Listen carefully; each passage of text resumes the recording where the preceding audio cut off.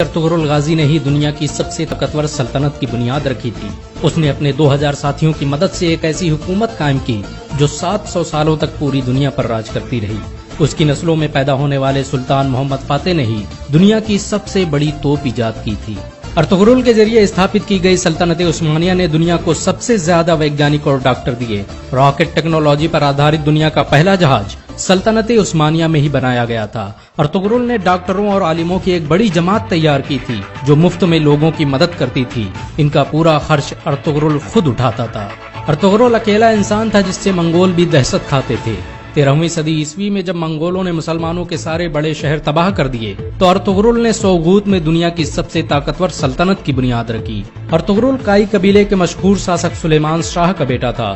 سلیمان شاہ Oghuz کی نسلوں سے تھے جنہوں نے چین سے بھاگ کر ایران اور شام میں پناہ لی تھی۔ آپ کو یہ جان کر حیرانی ہوگی کہ چین میں آج جن اوئیگر مسلمانوں پر ظلم ہو رہا ہے وہ اوغوز کی نسلوں اور ارطغرل کے خاندان سے تعلق رکھتے ہیں۔ بہت کم لوگ جانتے ہیں کہ ارطغرل غازی نے قرآن کو اپنا سنویدھان بنایا تھا۔ اس کی حکومت میں سود اور بیاج کے استعمال پر سخت مناہی تھی، یہاں تک کہ یہودی اور عیسائی بھی اسلامی قانون کے مطابق تجارت کرتے تھے۔ ارطغرل جب اناطولیہ میں داخل ہوا تو صلیبیوں نے مسلمانوں کے خلاف جنگ چھیڑ رکھی تھی۔ دوسری طرف منگول بغداد کے 10 لاکھ مسلمانوں کا قتل کر چکے تھے، لیکن ارطغرل کے آنے کے بعد اچانک اناطولیہ سمیت وشو کا نقشہ ہی بدل گیا۔ ارطغرل کی شجاعت اور ہمت سے دشمن بھی کانپتے تھے۔ اس نے اپنے چند ساتھیوں کی مدد سے چنگیز خان کی فوجوں کو گھٹنے ٹیکنے پر مجبور کر دیا۔ صلیبیوں اور منگولوں کے خلاف ارطغرل کے جذبے کو دیکھتے ہوئے سلجوقی سلطان علاء الدین کیقوباد نے اسے انکارا کی زمینوں کا مالک بنا دیا۔ ارطغرل قرآن کے بنائے اصولوں کے مطابق حکومت کرتا تھا۔ اس کی نظر میں سب برابر تھے، یہی وجہ ہے کہ اس سے پربھاوت ہو کر بہت سے لوگ مسلمان بن گئے۔ چنگیز خان کے سپہ سالار اور صلیبی کمانڈروں نے بھی ارطغرل کے ہاتھوں اسلام قبول کر لیا۔ اناطولیہ کی سرحدوں میں آ کر ارطغرل نے سب سے پہلے سوغوت کا قلعہ فتح کیا۔ یہ وہی قلعہ تھا جہاں پر ہزاروں مسلمان قتل کیے گئے تھے۔ سوغوت کو فتح کرنے کے بعد ارطغرل نے وہاں ایسا نظام قائم کیا کہ وہ سلجوقی سلطنت کا سب سے امیر شہر بن گیا۔ اس کی حکومت میں یورپ کی ایک بڑی آبادی ویاپار کرنے سوغوت آتی تھی۔ ارطغرل بڑا ہی انصاف پسند تھا۔ اس کی تلوار ہمیشہ میان سے باہر رہتی تھی۔ سلجوقی سلطنت کے خلاف سازش رچنے والے سعد الدین کوپک سے لے کر کمانڈر ڈریگوس کو اس نے سرعام قتل کر دیا تھا۔ ارطغرل نے جس سلطنت کی بنیاد رکھی اس نے ماتر 100 سال کے اندر ہی آدھی دنیا کو فتح کر لیا۔ اس سلطنت کی سرحدیں ایشیا سے لے کر یورپ اور افریقہ تک پھیلی ہوئی تھی، یہاں تک کہ پورا بھومدھیہ ساگر خلافت عثمانیہ کے قبضے میں تھا۔ 17ویں صدی عیسوی تک دنیا کی آدھی دولت سلطنت عثمانیہ کے قبضے میں تھی۔ جاپان، روس اور فرانس جیسے دیش ترکی کی خلافت عثمانیہ سے قرضے لیتے تھے۔ یہ سلطنت اتنی بڑی تھی کہ جب اس کا انت ہوا تو 42 نئے دیشوں کا نرماण ہوا۔ آپ کو یہ جان کر شاید حیرانی ہو کہ ارطغرل کا خاندان دنیا میں سب سے لمبے سمے تک حکومت کرنے والا خاندان ہے۔ اس کے خاندان کے 36 لوگوں نے 700 سالوں تک حکومت کی۔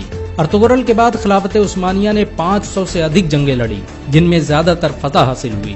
ارطغرل چٹانوں کی طرح سخت تھا۔ وہ جب اناطولیہ آ رہا تھا تبھی راستے میں اس کے پتا سلیمان شاہ کی ڈوبنے سے موت ہو گئی اور اس کے بھائیوں نے اناطولیہ جانے سے انکار کر دیا، لیکن ارطغرل اکیلے ہی اناطولیہ آیا اور صلیبیوں پر قہر بن کر ٹوٹ پڑا۔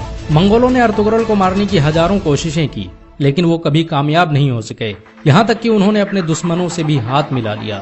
بہت کم لوگ جانتے ہیں کہ صلیبی مسجد اقصی اور مسجد الحرام کو شہید کرنا چاہتے تھے، لیکن ارطغرل نے مسلمانوں کو متحد کر کے ان کے منصوبوں کو خاک میں ملا دیا۔ آپ کو یہ جان کر حیرانی ہوگی کہ یہودی 13ویں صدی عیسوی میں ہی اسرائیل دیش کی استھاپنا کرنا چاہتے تھے اور اس کے لیے انہوں نے مسلم دیشوں کو ختم کرنے کی سازشیں بھی رچی تھی، لیکن ارطغرل کی وجہ سے ان کے سارے منصوبے فیل ہو گئے، کیونکہ جب سلجوقی سلطنت کو ختم کیا گیا تو ارطغرل نے اپنی حکومت کا اعلان کر دیا۔ 1923 میں جب ترکی کی خلافت عثمانیہ کا انت ہوا تو دستاویزوں سے پتہ چلا کہ خلافت عثمانیہ کو ختم کرنے کے لیے کئی 100 سالوں سے سازشیں کی جا رہی تھی، یہاں تک کہ بہت سے یہودی مسلمانوں کے بھیس میں مسجدوں میں امامت کرتے تھے تاکہ مسلمانوں کے دلوں سے خلافت کی اہمیت نکالی جا سکے۔ ارطغرل نے سلجوقی شہزادی حلیمہ سلطان سے شادی کی تھی۔ اس کے دوسرے بیٹے عثمان کے نام پر ہی اس سلطنت کا نام خلافت عثمانیہ رکھا گیا۔